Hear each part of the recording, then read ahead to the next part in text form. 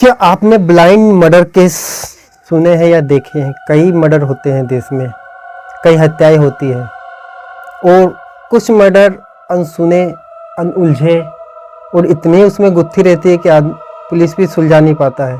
कई दिन लग जाते हैं कि आखिर हत्यारा कौन है इसके पीछे। तो आज हम आपको एक ऐसा ही ब्लाइंड मर्डर केस का खुलासा बताएंगे कि किस तरीके से नीला ड्रम में फिर एक नीला ड्रम का खौफ आया है। कुछ दिन पहले भी नीला ड्रम का खौफ आया था, जिसमें कि आपको मुस्कान और साहिल शुक्ला और उसके प्रेमी 3 लोग शामिल होकर किस तरीके से उसको मार के नीले ड्रम में सीमेंट डालकर एक राजफाश हुआ था। एक हत्या का एक हत्या फिर हुआ है।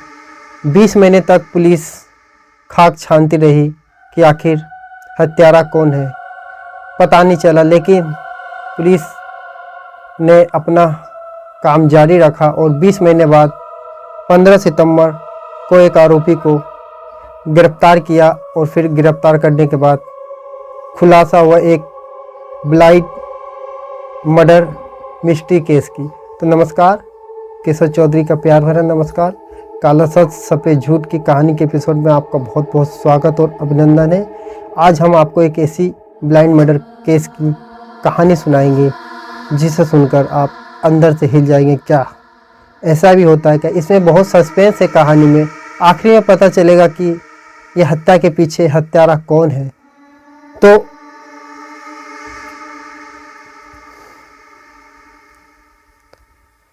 यह कहानी शुरू होती आगरा के मानपुरा थाना क्षेत्र के एक गांव पड़ता है। वहां पर 18 फरवरी 2024 को एक 19 वर्षीय युवक राकेश घर से अचानक लापता होता है। परिजन गुमशुदगी का रिपोर्ट थाने में दर्ज करवाते हैं। पुलिस ने रिपोर्ट दर्ज कर छानबीन शुरू की तो पुलिस को सूचना 2 दिन बाद मिलती है कि गांव के पास एक नदी के किनारे सड़क के पास एक खेत में बिल्कुल आखिरी छोर पर बुरी तरीके से जली हुई एक शव मिलता है, जिसकी सूचना पर पुलिस मौके पर पहुंचती है। वहां छानबीन करती है तो पुलिस शव को चेहरा इस तरीके से आरोपी ने जला दिया था कि उसकी पहचान करना नामुमकिन हो गया था। पास में ही एक बाइक भी थी, उसके पास ही नीला ड्रम था जो कि धुआं से काला हो चुका था। शव की हालत कहते कि इतना खराब था कि उसका चेहरा पहचानना नामुमकिन सा हो गया था। पुलिस ने लापता युवक की मां और बरामद शव का डीएनए टेस्ट कराया तो जांच में यह पुष्टि हुई कि शव उसी राकेश का है जो कि 18 फरवरी से लापता था। इसके बाद पुलिस ने मामले की गहराई से जांच शुरू की। जांच के दौरान पुलिस को पता चला कि राकेश की हत्या उसके ही रिश्तेदार ने की थी। हत्या के बाद शव को नीले ड्रम में रखा गया, फिर पेट्रोल डालकर जला दिया गया। इस सनसनीखेज वारदात ने पूरे इलाकों को हिलाकर रख दिया था। 15 सितंबर 2025 को करीब 20 माह पहले जब पुलिस ने तकनीकी साक्ष्य और मोबाइल सर्विलांस के जरिए आरोपी को गिरफ्तार किया तो वो पहले तो पुलिस को गुमराह करने की कोशिश किया, लेकिन जब पुलिस ने कड़ाई से पूछताछ किया तो पूरा यह हत्याकांड का खुलासा हुआ। आरोपी ने बचने की काफ़ी कोशिश किया था। आरोपी ने जो कहानी बताया कि क्या है उसकी कहानी, क्योंकि पुलिस जब पूछताछ करी तो आरोपी के मोबाइल से एक ऑडियो क्लिप निकला।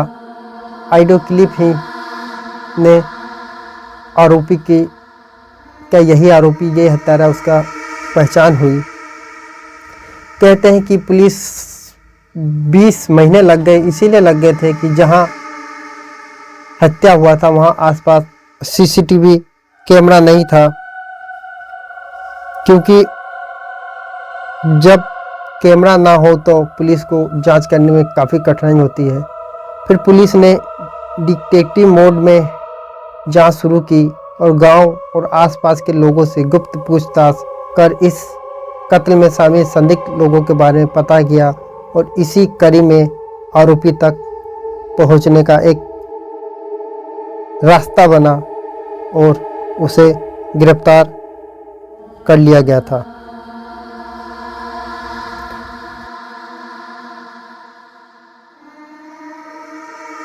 आरोपी ने बताया कि उसकी नाबालिग बेटी के नहाते समय मृतक युवक ने वीडियो बना लिया था। उसके बाद ब्लैकमेलिंग करने लग गया। इस ब्लैकमेलिंग से वो परेशान हुआ तो इस खौफनाक साजिश को रच डाला। उसमें कहते हैं कि आरोपी के भतीजे के साथ मिलकर हत्या का साजिश रची थी। मुख्य आरोपी का नाम देवी राम ने राकेश को अपनी लड़की से शादी करने की बात से उसे अपने दुकान पर बुलाया और वहां मफलर और तार से गला घोंटकर उसकी हत्या कर दी। उसके बाद शव को नीले ड्रम में डालकर लोडर गाड़ी से सेना क्षेत्र नदी किनारे ले गया। वहां ड्रम में पेट्रोल डालकर शव को जला दिया गया। हत्या के बाद आरोपी ने बचने के लिए राकेश के दोनों मोबाइल फ़ोन हत्या में इस्तेमाल किया गया मफलर और तार को नदी में फेंक दिया। इसके बाद वो अपनी दुकान को बंद कर दिल्ली चला गया और वहीं नौकरी करने लग गया। इस दौरान पुलिस लगातार आरोपी की तलाश में जुटी रही। 15 सितंबर 2025 को जब पुलिस ने ऑडियो क्लिप ने पूरे मामले की गुत्थी सुलझा दी और फिर उसको पूछताछ किया गया तो फिलहाल आरोपी ने सच कबूल कर लिया, गुनाह कबूल कर लिया है और इसमें मुख्य आरोपी देवी राम को जेल भेज दिया गया, जबकि उसका भतीजा और अभियुक्त अभी भी फरार है। पुलिस उसकी जांच कर रही है, जल्द ही उसे सलाखों के पीछे भेज दिया जाएगा। जब ये खुलासा हुआ तो इस ब्लाइंड मर्डर केस का सबसे बड़ा मिस्ट्री यही है कि मृतक युवक का हत्या कोई और नहीं बल्कि उसके सग मामा ने ही अपने भतीजी के साथ मिलकर किया था। पैसे से मृतक राकेश उसका भांजा लगता था और वो उसका मामा लगता था। इस सनसनीखेज हत्याकांड के खुलासे ने इलाके में फिर से एक बार सनसनी फैला दी। लोग अब भी हैरान हैं कि एक मामा अपने भतीजे के साथ मिलकर अपने ही भांजे को इस तरीके से हत्या करता है और खौफनाक मौत देता है, क्योंकि ये एक ब्लाइंड मर्डर मिस्ट्री था। आगरा का ये हत्या इस बात की मिसाल है कि अपराधी ने बड़ी चालाकी की। मारने के बाद आरोपी का मोबाइल फ़ोन मफलर हत्या में और उसके बाद तार को नदी में फेंक दिया। लेकिन उसने एक गलती यहाँ ये की कि ऑडियो से जिस मोबाइल से उसने बात किया था हत्यारोपी ने, उसमें जो ऑडियो रिकॉर्डिंग था उसके मोबाइल में मौजूद था। जब पुलिस ने उसका मोबाइल चेक किया तो उसमें ऑडियो रिकॉर्डिंग निकला। उसी की मदद से पूरा ब्लाइंड मर्डर केस का खुलासा हुआ। चालाकी बहुत की लेकिन बच नहीं पाया। कहते हैं कि अपराधी कितना ही चालाक क्यों ना हो, कानून के शिकंजे से बच नहीं सकता। 20 महीने के बाद कड़ी मशक्कत के बाद पुलिस ने इस हत्या की गुत्थी को सुलझाकर साबित कर दिया कि न्याय में देरी हो सकती लेकिन अंधकार ज़्यादा दिन तक नहीं टिक सकता। तो ये कहानी यहीं ख़त्म होती। ये कहानी हमें ये सीख देती है कि किसी पे इस समय भरोसा करने लायक नहीं है। कोई रिश्तेदार कोई भी हो, वो कब शैतानी दिमाग एक साजिश पूछता है। युवक ने गलती किया था, उसकी नाबालिग बेटी का वीडियो शूट किया, उसके बाद उसे ब्लैकमेल करने लग गया। तो इसका मतलब ये नहीं कि उसको जान से मार दिया जाए और एक अपराध बन जाए। तो कहानी हमें सीख देती है कि कोई भी घटना या वारदात होती है तो उसे सोच समझकर और पुलिस में जाकर मामले को सुलझा देना चाहिए, नहीं कि खुद कातिल बन जाए। अब तो मामा भांजे के रिश्ता तार तार हो ही गया, उसके बाद मामा जेल चला जाएगा, उसके साथ भतीजा भी भांजा भी जेल चला जाएगा। अब एक परिवार में सदमा लगा है, क्या उसके परिवार उभर पाएगा कि नहीं उभर पाएगा, ये तो आने वाला वक्त बताए। तो फिलहाल कहानी में इतना ही, फिर मिलते हैं किसी नई कहानी के साथ। जब तक के लिए अनुमति दीजिए। कैसा लगा ये वीडियो उस पर कमेंट्स जरूर करें। और किसकी गिरफ्तारी हुई? देखिए, ये इसमें थाना मलपुरा का ही मामला है, जिसमें 11 जून को जो वादी है लाल सिंह, उसने ये मुकदमा लिखवाया था कि उसके बेटे का अपहरण करके हत्या कर दी गई थी। और उसने जिस पर शक जताया था उसकी जांच की गई, हमारे द्वारा टीमें इसमें गठित की गई थी। ये 11 जून की FIR लिखी गई थी और इसमें जो लड़का गायब था उसकी कोई भी शिनाख्त नहीं हो पा रही थी, कोई उसका पता नहीं चल पा रहा था। इसमें हमें जो है ये सफलता हासिल हुई है कि जो लड़का गायब था उसकी हत्या करके इन्होंने सैया में फेंक दी थी जलाकर।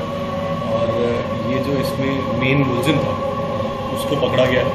उसके द्वारा बताया गया कि उसने 18 फरवरी 2024 को उस लड़के को बुलाया था। वो उसकी रिश्तेदारी में साले का लड़का लगता है और उसको बुलाकर उसकी गला घोट कर हत्या कर दी थी। फिर अपने भतीजे के साथ मिलकर उसने उसको पहले लोडर में डालकर ले गया सैया में, और सैया में रोड किनारे खेत में उसको उसकी डेड बॉडी ले जाकर जला दी थी। इसमें जो कारण इसका है कि इसके जो अभियुक्त है, इसकी बेटी की नहाते वक्त उसने जो है वीडियो बना ली थी, जो मृतक है, जो लड़का गायब था, और उसके वीडियो बनाने के बाद उसको ब्लैकमेल कर रहा था, जिससे कि ये इसकी इज्जत प्रभावित हो रही थी और इसने उसको बुलाकर उसको मार दिया। उसकी लाश जो है वो ठिकाने लगा। ऐसे में सर प्रभावित दिखा जाए तो प्राथमिक दृष्टि में DNA से माँ का मैच हुआ, उसके बाद में पूरा खुलासा हुआ है। देखिए, ये इसमें जब ये 18 फरवरी की ये इन्होंने घटना बताई है, और उसी टाइम पे 20 फरवरी को एक जली लाश मिली थी सैया में, जिसकी उस टाइम पे शिनाख्त धौलपुर की एक लड़का गायब था उसके परिजनों ने की थी। तो उस समय उसका DNA सैंपल जो है वो रखा गया था। बाद में जब ये बात निकल के आई इस मामले में कि इन्होंने उस लड़के जो हमारे मामले में लड़का जो अपहरण करके जिसकी हत्या की मुकदमा पंजीकृत है उसको जला के वहाँ डाला था, तो फिर उसका जो DNA कलेक्ट किया गया था उस अनआइडेंटिफाइड बॉडी से, उसको मिलान कराया गया अपहरण की माँ से, और ये DNA मिलान होने के बाद ये पुष्ट हो गया कि ये वही लड़की की डेड बॉडी है जो कि हमारे केस में गायब है। ड्रम का क्या इस्तेमाल किया? देखिए, इन्होंने जब ये डेड बॉडी ले गए और लोडर से उतारने के बाद इन्होंने डेड बॉडी को ड्रम में डाला और उसी में फिर पेट्रोल डालकर उसको जला दिया।